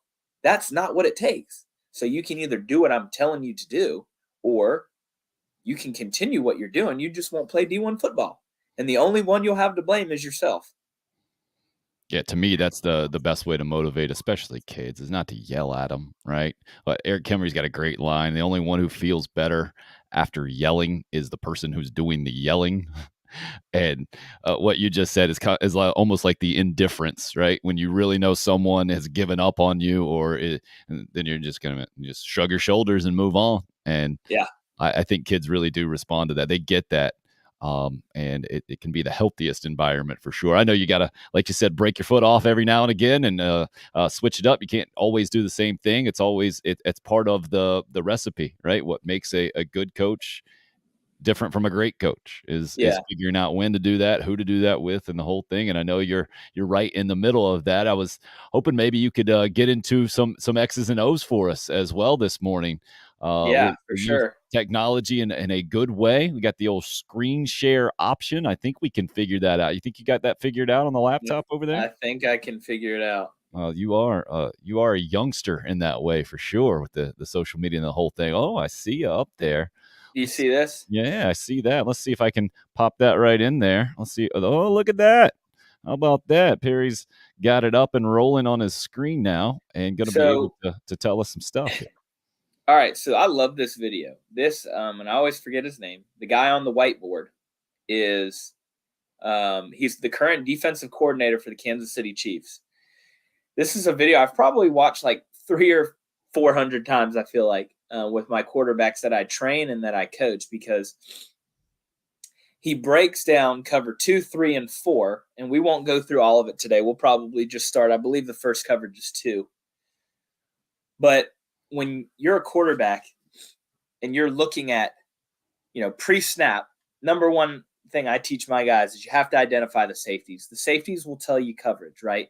So let me see if I can get to one of the screenshots of it. Hang with me. Spagnola here. Is that who we got? I think so. I think that's who we got coaching the Chiefs there on the D coordinator position. So you have to ID the safety, right? If you want to know the coverage. So I wish this would load. So I'm just going to let it play and then I'll stop it to when it gets there. But once you identify the safeties, then you work down from there. Then you say, okay, well, there's 2 safeties back. So now I know there's, in the high school level, they'd say they're going to be cover 2 or cover 4. So what that means is cover 2, you're going to have 2 deep safety playing deep and off the hash to make sure that, they started with cover 3. So I'll pause it right here. You're going to have, in cover 2, you're going to have 2 deep safety. Well, in cover 3, you're going to have 3. So you have your, we'll call it, start from left to right. You have your left third, your middle third, and your right third, right? Right. So it took me a second. So the ball's where cover 3 is, right? Ball's going ball's down. in the middle of the field, right? Got so it. you got 3 down line because you got 3, 7, 11. Or no, 4, I'm sorry. 4 down, 4, I guess you could call it technically like a 4-4 defense, and then 3 back. Got it. So as a quarterback, you have to know, this was the biggest thing that I learned playing for Coach Spurrier. This was the number one thing I learned as a collegiate quarterback versus high school, is like, it is so important to know what these guys are doing. It's almost more important to know what these guys are doing than your guys, right?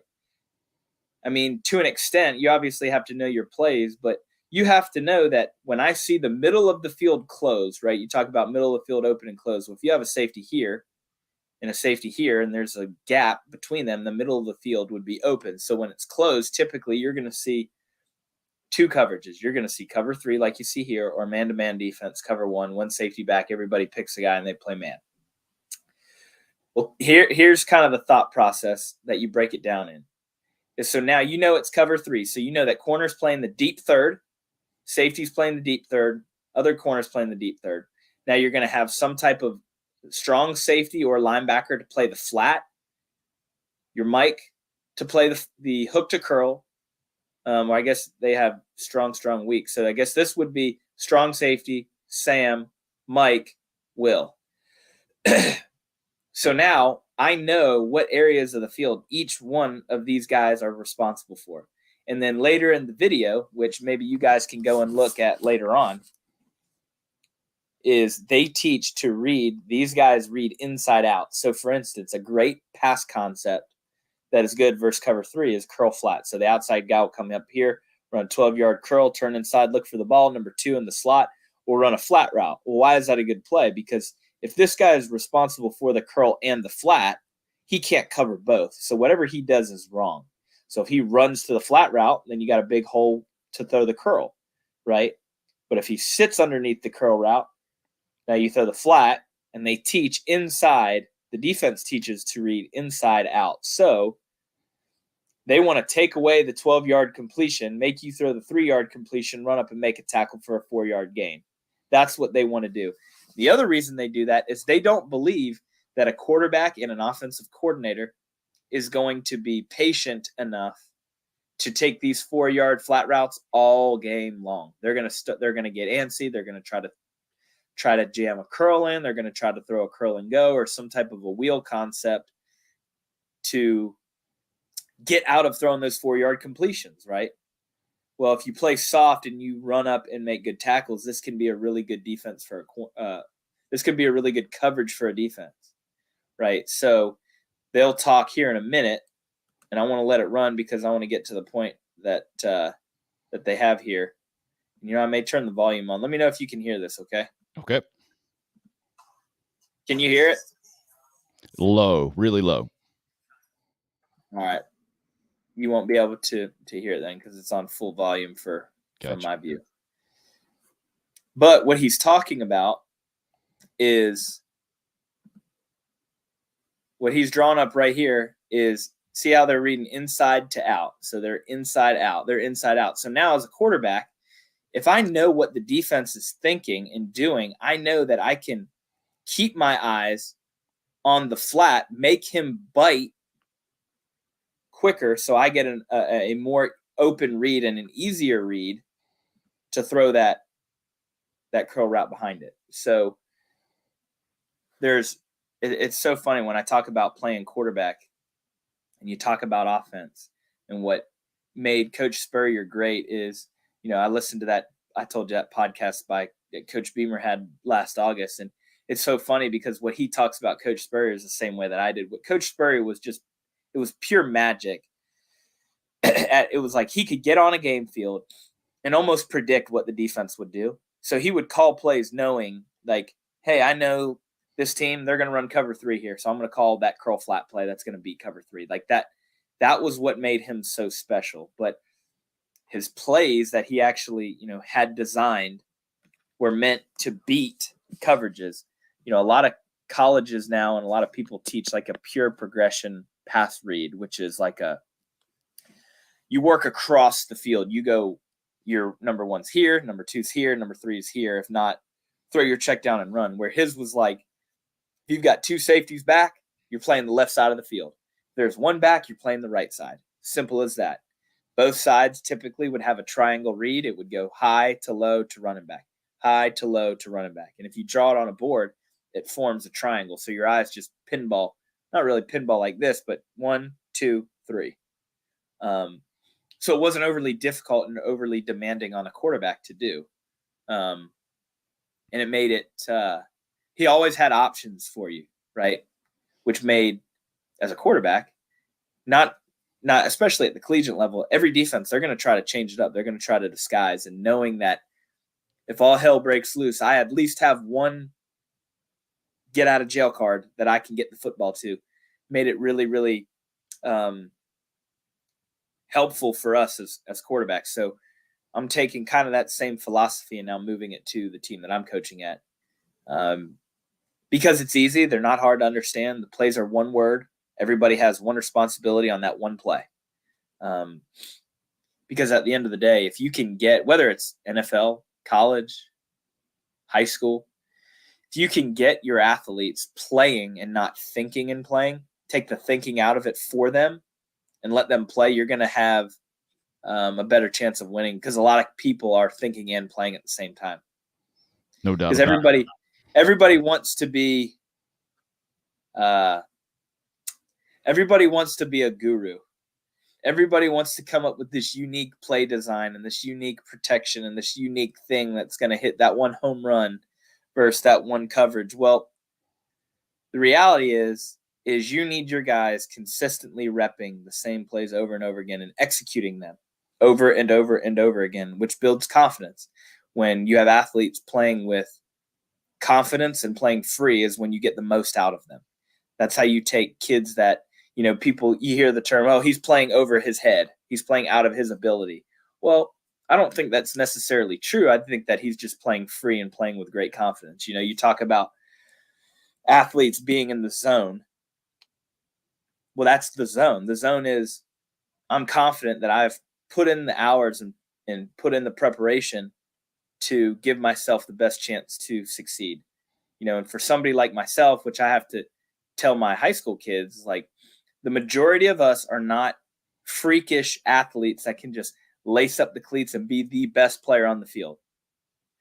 A lot of us have to prep. And I was telling the kid this at practice, and I went home, and my wife and I are moving to a new house. It's like a mile away from where it is, thank the Lord. But we're moving, and I found my notebook from my senior year at Carolina, from like my football notebook, like game plans and film and breakdown. And I came across in 2016, we played Georgia at home, and I think that was the last game I started. And I got an opportunity to play. It was a game that got moved from a Saturday night to a Sunday afternoon. There was a hurricane. I don't remember the name of it. Came up the East Coast. My parents had to evacuate Jacksonville. They stayed in the Hilton Garden downtown. Had my parents, my brothers, my sister, my dog, and my grandma all stayed in the hotel downtown Columbia. But going through my notes from that game, I mean, 5 pages front and back of, hey, we're in this formation. These are the 3 coverages that we see. This is how they line up. And I would write it down, like the formation and the number of each individual, like number 18 is at corner, number 24 is at safety, so that way when I got on the field, I could look and be like, hey, there's 24, there's 19, there's 17, there's 92. So I had a sense of familiarity with the team that I hadn't played yet, right? But when I stepped on the field, I was at least confident enough to not go out and look like a complete disaster. But that 2016 year was under Kurt Roper, right? Correct. And how different would you say that the game plan or the system was for you going into that year as opposed to what you were used to under Steve Spurrier? Yeah, I think that, Coach Roper is still, and I'll say this till the cows come home, is one of the best quarterback coaches that I've ever been around, ever talked to, ever had conversations with. I mean, the guy knew how to prepare you for a football game. The level of detail that he dove into of watching film and who does what and why they do it and understanding why they do it so you can execute and do this. He was as good as they come. I mean, he had unbelievable numbers at Duke, right? And sometimes things just don't work out and they don't mesh properly with schools and programs and the way programs are run. And I think that's just what happened here with his time. But with Coach Spurrier, his was more like when it came to game plan was high level. But the plays that you ran were very, very detailed. Like, let's call it, if the ball's in the middle of the field, the outside receiver was going to be 2 yards outside the hash. Like not 3, not on the hash, 2. You're supposed to catch that seam ball versus cover 3, 18 to 20 yards down the field, 2 yards outside the hash.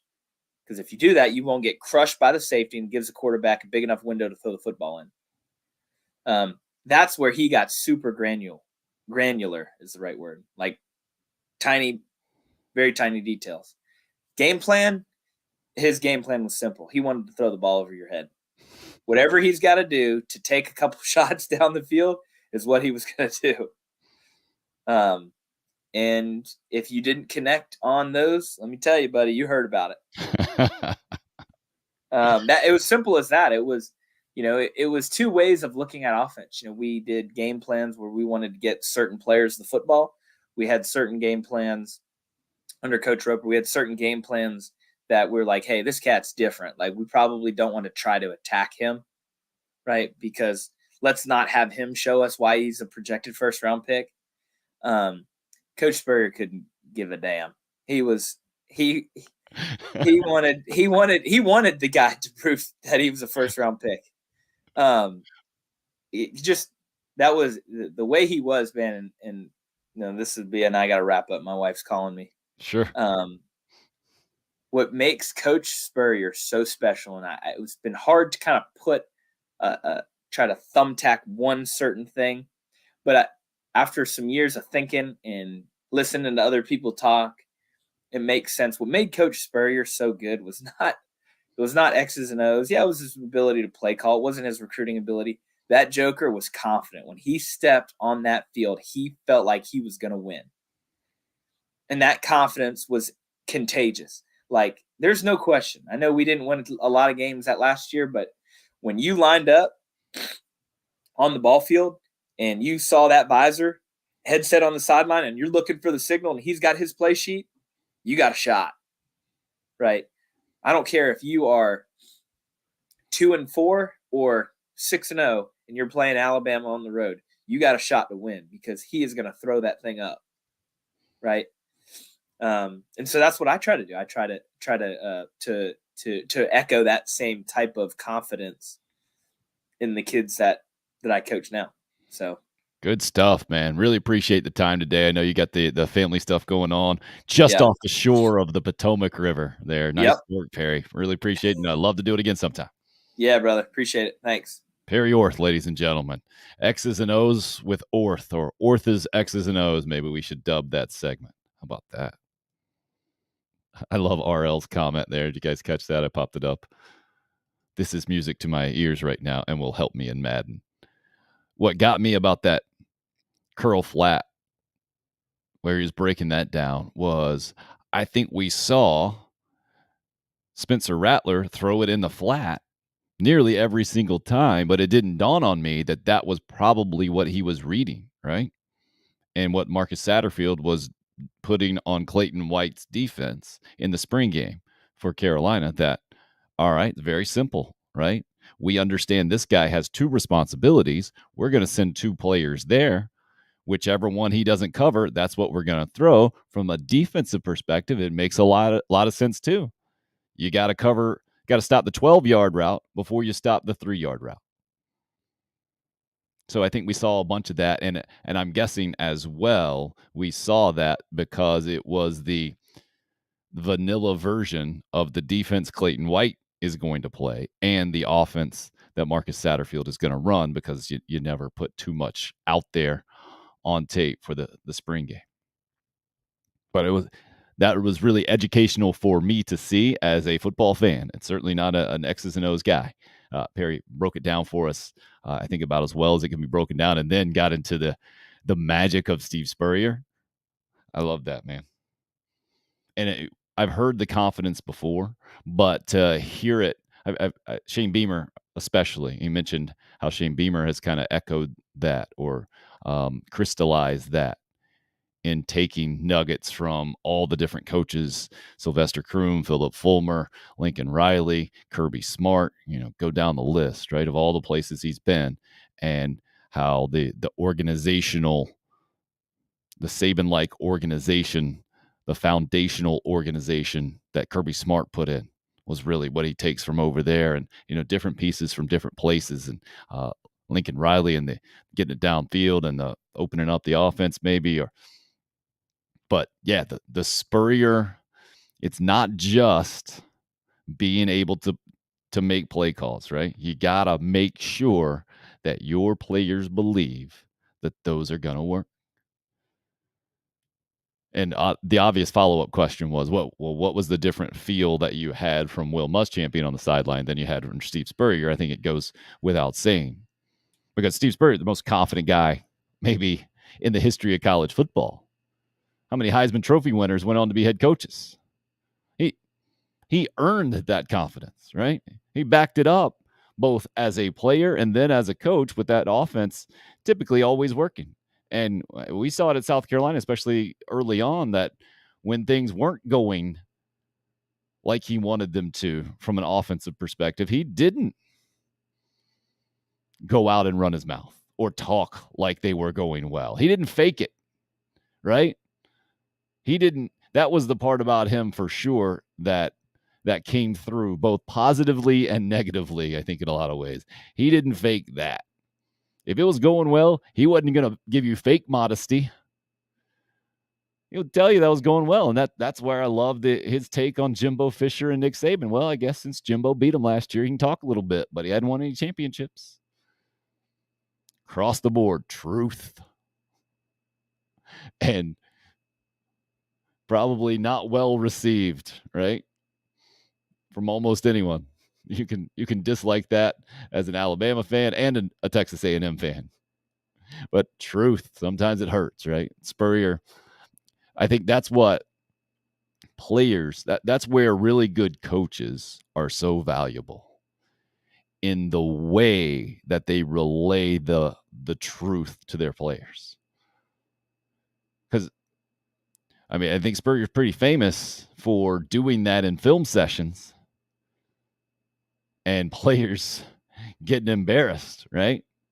But then I'm guessing, and we can talk to Perry about this maybe another time, but I'm guessing he would find ways to, especially if it was a player that he knew he needed, to go back and possibly build those guys up or reestablish some confidence in the whole thing. But I'm just thinking about, coaching at other levels. Perry doing it on the high school level now, especially, is you do have to approach things a little differently. And Steve Spurrier, having been at the top of college football for as long as he was, and I think that was also the recruiting part of it, right? Hey, you want to come play with us? Come play with us. If not, we'll find somebody else. And ultimately was kind of his undoing there towards the end at South Carolina, which was, in my opinion, kind of bound to happen, right? And he always said it, when I'm not winning, when I'm not doing much as a coach, then it's time to get out. And it was. I'd love to, and I think it's really important to hear Perry sing the praises of Kurt Roper as well, because those of us from the outside, the fans, we say, oh, well, Muschamp's offense didn't work with Kurt Roper. Clearly, he can't coach. And if you were in those meeting rooms like Perry was, you know that ain't true at all, right? There's plenty of knowledge, and to call him one of the best quarterback coaches that are out there from a detail standpoint, that's high praise. 5 pages, front and back of notes going into the Georgia game. I thought Perry might have been going on it was so much information that it wasn't effective for him, but that's not what he was saying. He was saying, no, he was prepared. He knew the numbers of the guys and where they were, and that helped him know what to do because of all of that preparation. To me, that's the really impressive part about that, is that it can boil down to one word play, and guys have the one responsibility and basically staying out of the way as a coach. I know I'm not a real emotional guy when it comes to especially coaching my kids and the whole thing. I try to stay out of their way, and I try to understand, try to keep in mind it's about them. It's not about me. There are stuff that I have attached to it for sure, like I want to win and the whole thing. But ultimately, it shouldn't be about ever the adults. It's always should be about the kids. And to hear him put it how he did was really enlightening in a lot of ways, and inspiring that, hey man, yeah, that's what you got to do. Make it about them, not about you, right? Make it as easy as possible. Let them play. Stay out of their way. Be free, what he was saying, right? Stay out of their way. Let them play. Because it's so easy, I think, to try to get in there and point out this or that, and feel like then you are the reason that it happened. Or your job as a coach is to help players improve, especially young players, in the whole thing. But it's also to instill confidence and to make sure they're loving it, having fun, and the whole thing, and winning. That's the tricky part, right? How much do you do to make sure you win that game versus how much do you do, or how little do you do to stay out of their way and not get in the head and make it about you and the whole deal, man. That was a fun conversation with Perry Orth. We'll get, I'll break that out in its own segment and put it on the YouTube channel. If you would like to share that with anybody else that didn't catch it, would be greatly appreciated there. Wanted to reset on a fill in the blank Friday.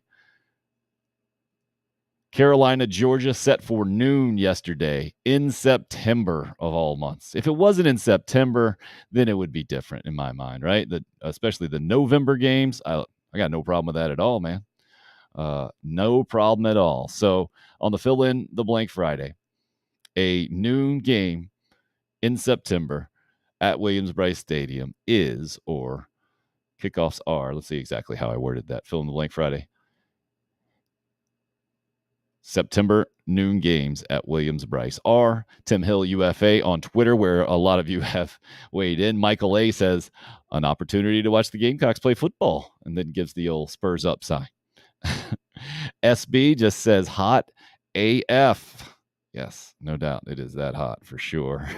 Got the meme from John of This Is Fine. I forget which cartoon that is, with a coffee mug on the table sitting there. It's a cartoon dog, and then there's flames and smoke all around. This is fine.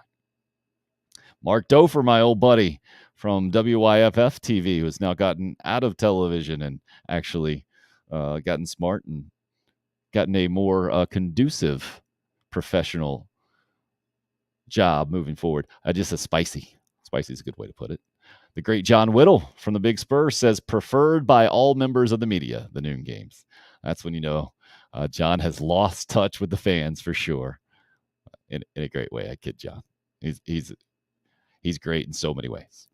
David G says, should be banned prior to October. So simply just should be banned is what we should say, because we're calling it September games. No doubt about it, David. I'm with you on that. Should not be allowed. Maybe the health board could jump in. Chris C just says brutally hot. GT says great for my preferred tea time. Oh, so you're just playing golf on Saturday? Is that what you're saying? And everybody gets out of the way? Forever to Garnet says should be against the law. Matt B going with famously hot and the copyright symbol. Well done. SC Cocky Girl going with brutal with, I believe, some fireworks emojis. And then Aaron going on the positive tip, going with better than not being in Willie B. Great stuff all the way around there. Fill in the blank Friday. It is a new thing. September noon games at Williams-Brice are today's fill in the blank Friday. If you're just joining us too, we got it scrolling on the bottom there. Let me see if I can give you some updates here on the live stream, because this is a rare day where we have live sporting events going on right now. Oh, and we got some good baseball. Wofford continues its tremendous run. They've already won 40 games. And in the SoCon tournament against UNCG, this game started at 9 a.m. this morning. Wofford up 5-1, bottom 8th.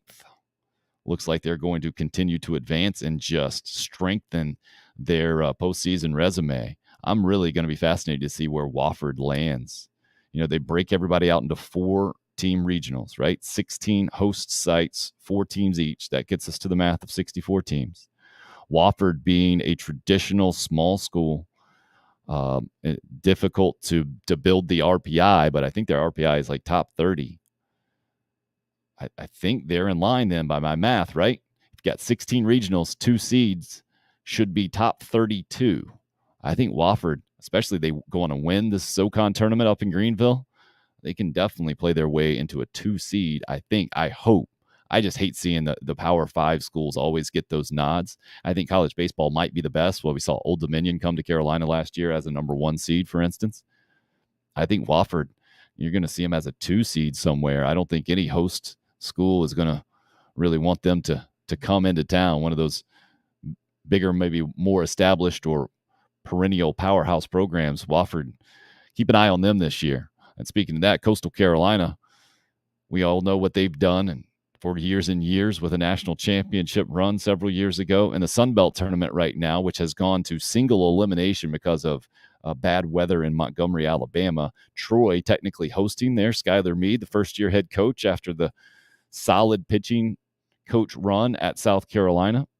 So Troy and Coastal Carolina playing right now, and in the top of the 7th, tied at 2, with the winner only moving on in game number 1, I think, for each of those programs, having to go to single elimination in the Sun Belt tournament there. Coastal Carolina seems to be a lock, I would think, in the NCAA tournament. 21-8, they went in the Sun Belt. Troy sitting at 15-15. I think they got to go on a massive run to have any kind of chance at the NCAA tournament, and you can feel that this time of year for sure. Other scores of note: Virginia, Notre Dame playing at the ACC tournament up in Charlotte. Notre Dame up 1-0 against Virginia. And I'm looking at the SEC tournament game that was supposed to start at 10:30. Florida absolutely whipped by Texas A&M yesterday. So an elimination game today against Arkansas. Looks like that one has not started, and more bad weather in Hoover. Having not looked up any other details there, that is my guess, or they just changed the game time of that one altogether. So that's the word from a what's going on right now from a college baseball perspective. Virginia Tech stuck Clemson last night good 18-6, and Clemson going 0-2 in the ACC tourney. And not just that, but I guess the combined scores by my math, 27-8 in a format that you knew you had to win both of them to move on as the number 12 seed in that pool or in the tournament. And knowing where the resume was overall, the Tigers fall to 35-23. The RPI is at 32 at last check. That's not the resume they're looking for. That's going to be really difficult, I think, to make the NCAA tournament. I thought they had played their way with a couple of sweeps, Boston College and Georgia Tech, into relative comfort, feeling pretty good about their chances. Now they might end up as a number 3 seed somewhere if these mid-majors kind of hold true in their conference tournaments, and you don't see teams like Charleston, who is on the brink of elimination at the Colonia Athletic Conference, lose out and then have to get an at-bid or an at-large bid. But a lot of uneasiness, I think the best way to put that, for Clemson baseball right now, not just maybe in this year in the NCAA tournament, but for Monty Lee moving forward. Unfortunately, for the former Gamecock assistant, a guy I think that if you've ever met him, easy to like, and even Gamecock fans maybe not pulling for, but not overly rooting against, certainly like they did in the Jack Leggett years, for sure. Coastal Carolina really good across sports in their league, no doubt about that. RL weighing in on the YouTube live stream this morning, and baseball leads the way with the national championship kind of speaking for itself for several years ago. Wanted to mention the Golden State Warriors back in the NBA Finals. Watched that game last night. I think this is good for basketball overall. It dawned on me as, forget, one of their big guys off the bench hit a 3 last night towards the end, put them up 17 in the fourth with about, 5 or 8 minutes to go, something like that. And Steph Curry, I think it was about 8 minutes to go, and this was the time where Steph Curry tries to steal a bit of a breather. And so he's on the bench, camera pans to him, and he's got the 3 signs up and couldn't be smiling wider. And it just struck me that the reason that I love Steph Curry, outside of being an absolutely fantastic player, the best shooter the world has ever seen, is the joy with which he plays the game.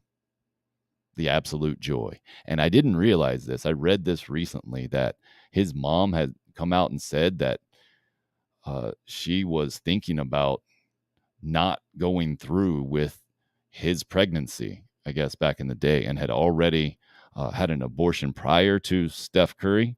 And I had no idea that was his backstory.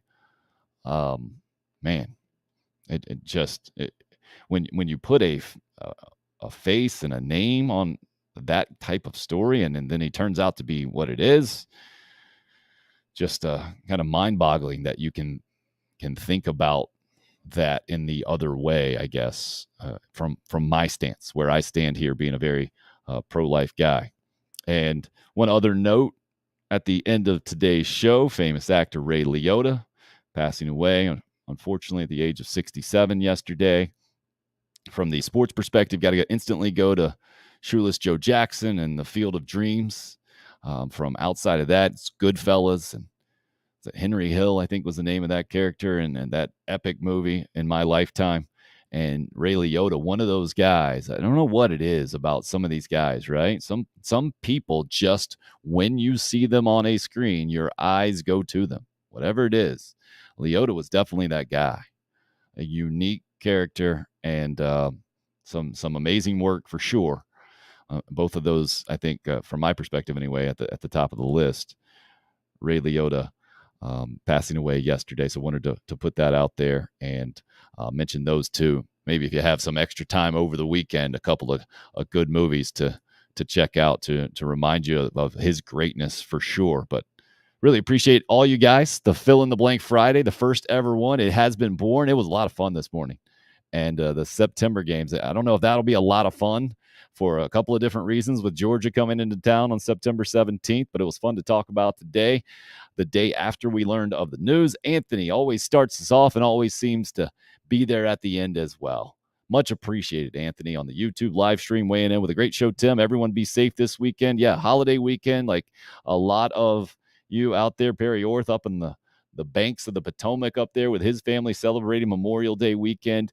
The show will take Monday off as well. Hope you have it off, and hope you and yours have a great weekend celebrating those who have certainly paid the ultimate price for our country, and appreciating what that means and all the freedoms that we have, certainly that we try to celebrate here on the program as well each and every day. We'll be back on Tuesday live streaming from 10 a.m. to noon.